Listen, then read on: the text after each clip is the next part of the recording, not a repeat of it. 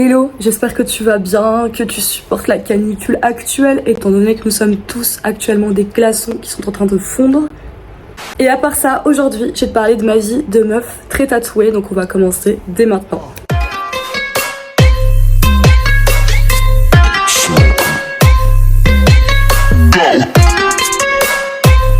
Alors, qu'est-ce qui s'est passé dans votre petite semaine? Qu'avez-vous fait? Est-ce que vous avez eu du fun? Est-ce que vous avez traversé des choses très sympathiques à base de joie, de positivité et de bienveillance? J'en fais trop? Ouais, je sais. Non, aujourd'hui, on va parler de mes anecdotes de meufs très tatouées. J'ai décidé d'aborder ce sujet parce que récemment, il m'est arrivé quelque chose d'assez pépite. Bon, je pense que mes proches sont au courant de ce qui s'est passé. Et à la base, j'avais comme projet, du coup, de faire une vidéo sur la sexualisation de la femme tatouée. Parce que je trouve que c'est un sujet dont on devrait parler davantage.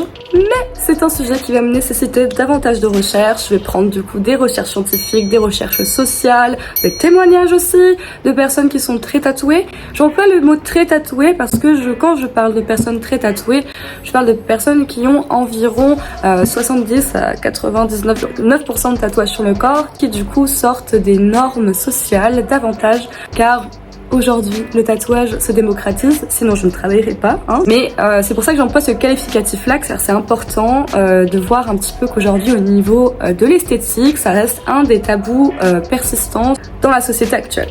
Donc je disais, j'ai décidé du coup de faire plus tard une vidéo sur la femme très tatouée.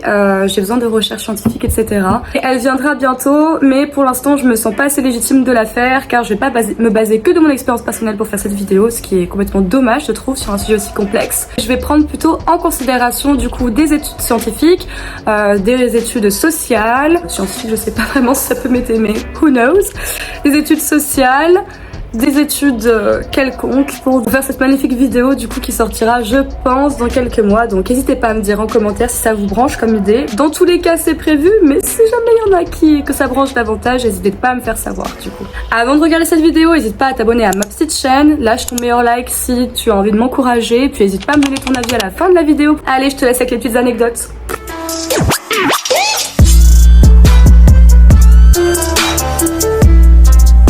À peu près je crois après le confinement, vous savez quand ça a été la réouverture des boîtes et qu'on s'est tous rués dedans comme des morts de faim de la danse et voilà donc trop cool. Bon moi je suis pas trop boîte, je suis plutôt genre festival, concert etc, mais on avait tous envie de passer une trop bonne soirée donc on s'est dit allons-y. Donc on va en boîte tranquille et tout. Première boîte on se fait refoule parce que on n'avait pas réservé.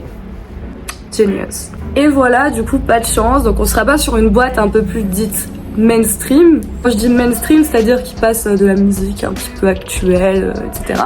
Nous, à la base, on voulait être dans un club. Et du coup, on va dans cette fameuse boîte où on attend 3 heures. Je pense, dans la queue. C'était très sympa. Et on a réussi à soudoyer le gentil petit videur pour entrer dans la boîte. Et du coup, on rentre, c'était trop cool. Bon, on a quand même attendu 3 heures pour rentrer, donc c'est vraiment qu'on était déterminés à y aller. Donc on rentre et tout va bien, on s'éclate, c'est la fête, je sens les rayons qui font tchou tchou tchou. C'est trop cool, la musique, tout va bien, on danse, on s'ambiance, on boit du sirop de fraise, oui, du sirop de fraise, absolument. On s'amuse et tout, enfin bref.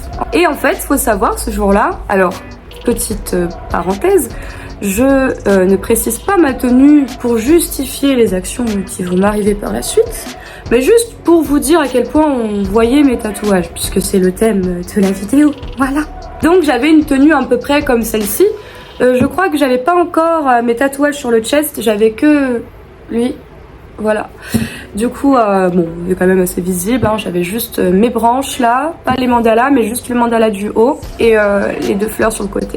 Donc voilà, avec une petite robe débardeur classique et tout, je m'étais faite toute mémée pour bien danser, pour être cool et tout, enfin bref. Donc je danse avec mon magnifique outfit et là, je commence à sentir un truc passer derrière moi. Bon, je me dis, on est en boîte, bon, je sens forcément qu'il y a des gens qui passent derrière moi, tu vois, c'est normal. Et puis, là, je sens que quelqu'un m'attrape la gorge. Frappe-moi, je t'empoisonne. Et là, j'étais un peu en mode...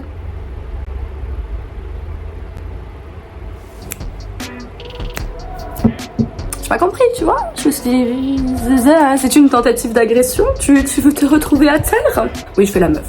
Mais clairement, j'ai pas compris, donc le mec m'attrape la gorge, comme ça. Et puis il me sort un, oh, j'adore ton tatouage au cou. D'accord, c'est bien.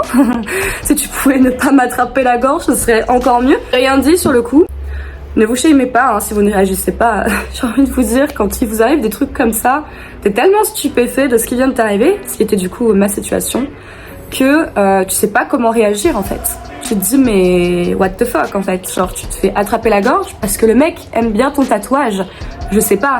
Bon, ça m'est arrivé, hein, je vais souvent genre en club, en boîte, en concert, etc. Donc ça m'arrive souvent, même tout le temps, d'avoir des gars qui font ah, tatouage sur la gorge, parce qu'ils ont pas l'habitude et qu'ils trouvent ça stylé et qu'il y a un petit côté sexualisant, n'est-ce pas? Thème de la prochaine vidéo. Mais de là à venir te tenir la gorge et t'agresser, clairement, parce que c'est une agression, tu ne me touches pas en fait. Tu ne m'attrapes pas.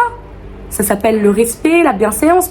C'est pas parce que tu as autant de grammes que la population de la Chine dans le sang que tu vas m'attraper le cou en fait, tu vois. Donc ouais, choquée à mort. Et puis j'avoue que c'est l'anecdote la plus courte que j'ai, mais c'est juste passé ça en fait. J'ai envie de te dire juste passer ça parce que l'action en elle-même était très courte. Mais dans mon cerveau, il se passait mille et une trucs, hein, genre mille et un trucs.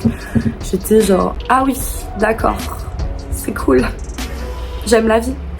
Voilà, donc c'est la première anecdote. Donc voilà, petit conseil, faites attention à vous. Je veux dire, c'est pas à vous de vous protéger, c'est sûr que c'est aux agresseurs de se pas laisser éduquer, et voilà. Cette espèce de message que je donnerai à mes amis de faire tout le temps attention à vous, je vous dis de faire attention à vous, comme je dirais à mes amis de faire attention à eux.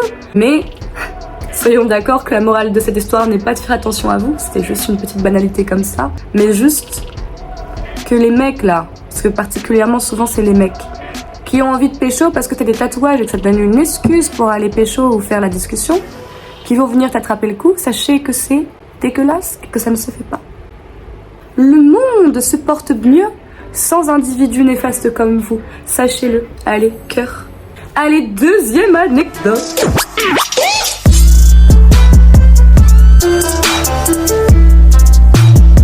J'adore la vie. Je préfère en rire honnêtement qu'en pleurer. Alors sachez que je fais pas cette vidéo pour me plaindre, quoique un petit peu.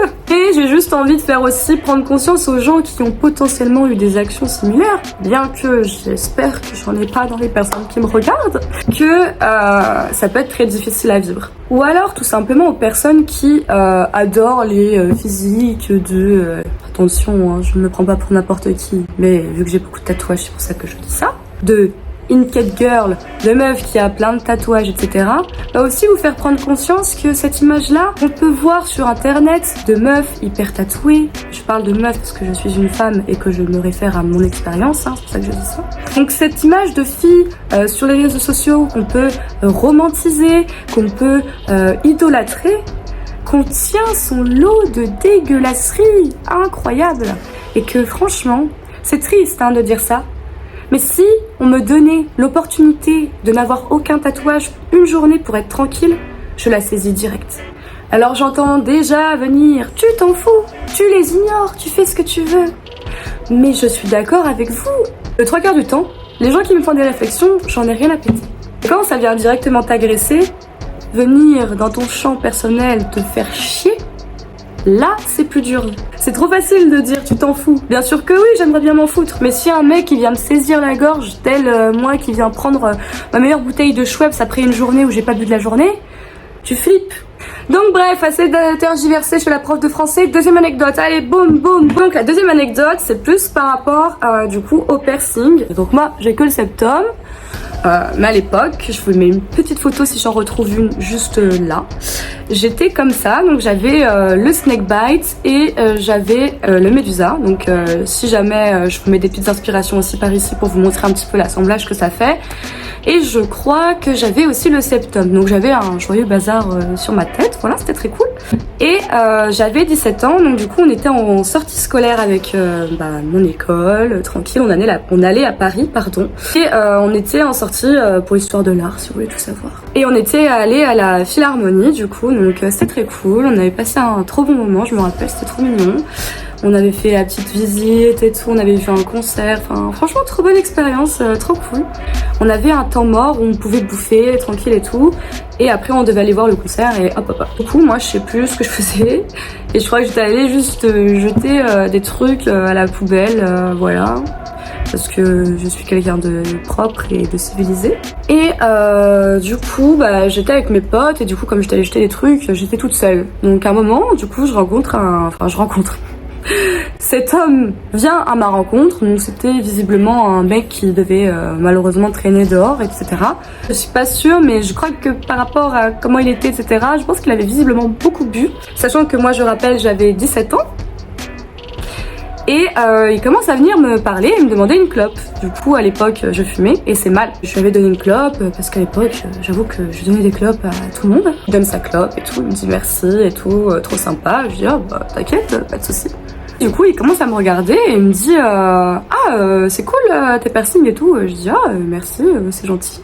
Et après, il me dit ça mord aux vaches. Et du coup, je dis non, je sais pas ce que ça veut dire, non, ça doit pas être ça. Il faut savoir que moi à l'époque, bon c'est un peu le cas maintenant encore actuellement, j'étais pas du tout au courant de tous les symboles. Ouais, tous ces symboles là, j'étais pas au courant, j'étais un peu la weeboo classique qui zonait que sur les trucs d'animé, de J-pop, de J-fashion, etc. J'étais vraiment pas au courant de plein de choses militantes, etc. Donc voilà. Bon, maintenant bien sûr que si, je suis au courant. Et du coup voilà, je savais pas ce que ça voulait dire à l'époque, donc je lui ai dit non. Et là il me dit mais du coup c'est pour rouler des pelles. Et là pareil t'es en mode hell. Crie sur ma gueule, cette meuf n'est pas légale. Passe à la troisième anecdote, le troisième anecdote.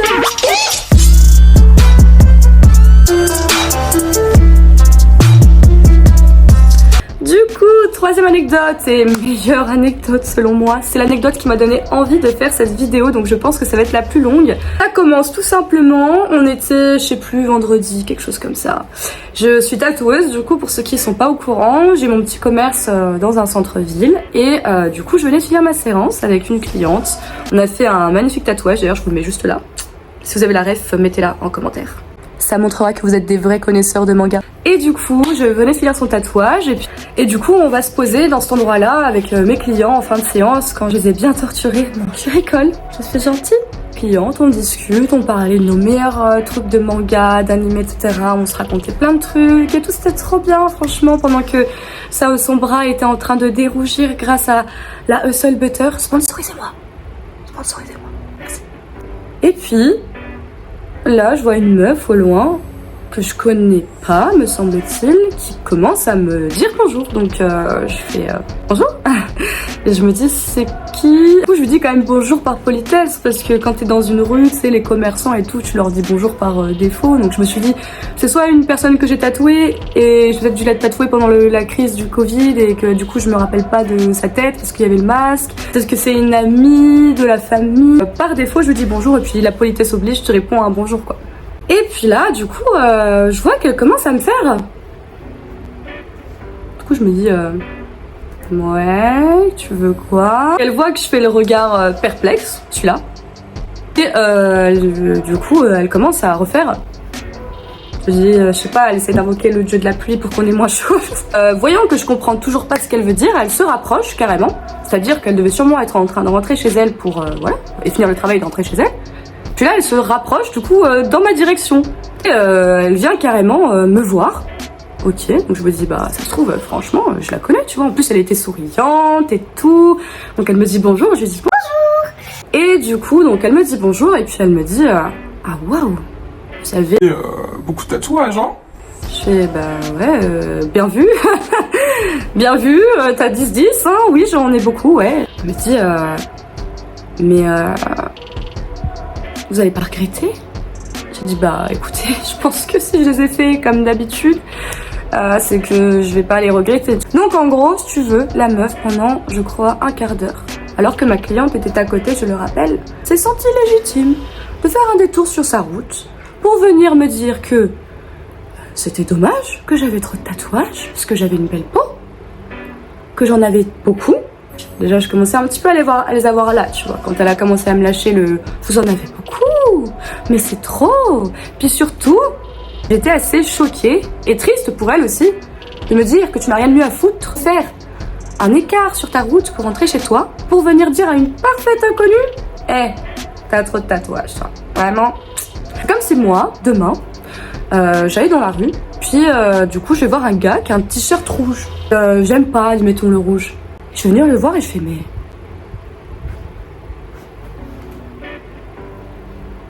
T'as un t-shirt rouge? Mais c'est dommage, t'as une belle peau, pourquoi tu mets pas un truc qui va avec ton teint? Qui met des t-shirts rouges aujourd'hui, vraiment?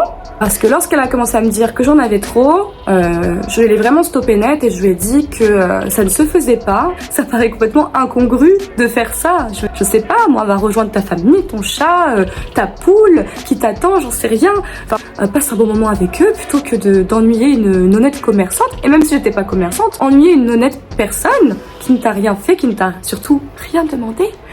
Pour lui dire ce que tu penses de son enveloppe corporelle. C'est quand même triste. Ça, c'est, je pense, la première fois que ça m'arrive. Je pense que ce sera pas la dernière, malheureusement.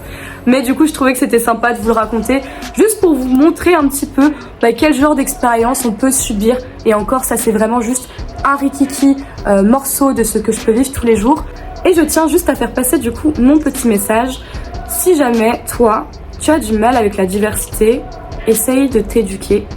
Je sais pas si c'est trop violent dit comme ça.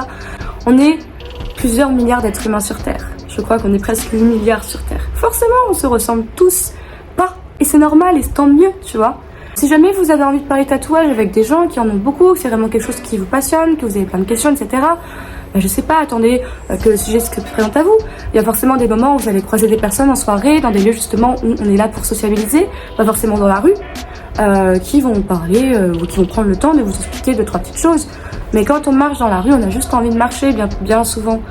Donc ne faites pas ça et juste pensez aussi peut-être à ce que ça peut procurer aux gens concernés vos actions du coup. Voilà, cela dit, je conclue cette vidéo en prêchant une parole d'amour. Aimez-vous vous-même avant tout et surtout soyez bienveillants entre vous.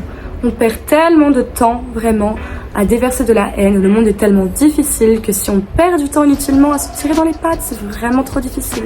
Aimez-vous, reposez-vous, prenez soin de vous. Allez, bisous.